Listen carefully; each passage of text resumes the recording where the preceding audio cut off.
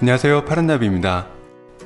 트럼프 대통령이 미국의 정보통신기술과 서비스를 보호한다는 명목으로 국가 비상사태를 선포하면서 화웨이와 계열사 70곳을 미국 상무부의 허가가 있어야 하는 거래 제한 기업에 올리자 일부 외신들은 화웨이의 전체 매출 중 미국이 차지하는 비중이 0.2%에도 못 미친다며 여전히 전세계 절반 이상의 기업들이 화웨이 제품을 쓸 것이기 때문에 하나마나한 제재라고 평가했습니다.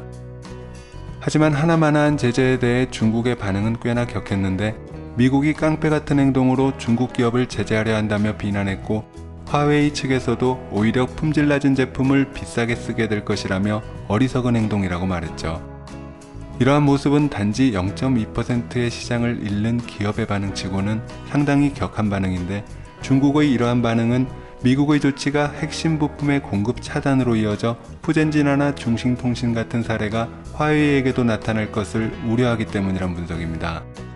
화웨이가 세계 1위의 통신기업이지만 핵심 부품은 미국 기업에 의존하고 있고 이것을 중국산이나 다른 제품으로 대체하기엔 현재로선 기술력의 한계가 있어 생산 자체에 차질이 생긴다는 것입니다. 그러므로 단지 0.2%의 시장을 잃는 것이 아니라 생산이 안 되는 총체적 난국에 봉착할 수 있다는 것이죠. 실제 미국의 제재 발표가 나오자 미국 주식시장에서 퀄컴과 인텔, 마이크론 등의 IT 기업 주가가 떨어졌는데 이는 이들 기업이 화웨이와의 거래량이 줄어 매출이 줄어들 것을 우려해 반응한 것으로 보고 있습니다. 외신에 따르면 화웨이가 수입한 700억 달러 중 110억 달러가 미국 기업의 제품이었고 화웨이는 기술 격차 때문에 이것을 다른 방법으로 대체하기가 현재로선 힘들다는 의견입니다. 화웨이가 미국의 제재 조치를 비난하면서도 대화를 통해 풀어가자고 말하는 것도 당분간은 비축해둔 제품으로 버틸 수 있지만 시간이 갈수록 생산에 차질이 생기기 때문으로 보고 있습니다. 이처럼 미국이 무역전쟁을 진행 중인 동시에 중국의 기술 굴기에 대한 압박 수위를 높이자 세계 경제도 우려하는 목소리가 높아지고 있습니다.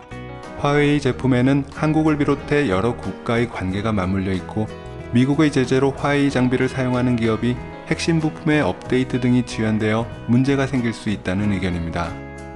그럼에도 트럼프 대통령이 이번 결정을 앞두고 미국 통신업체 임원들을 백악관으로 불러 미국이 반드시 5G 경쟁에서 이겨야 한다고 했다는 보도가 있는 만큼 미국의 제재는 쉽게 멈추지 않을 것이란 의견이 나오고 있습니다. 오늘 파란나비가 준비한 소식은 여기까지입니다. 시청해주셔서 감사합니다.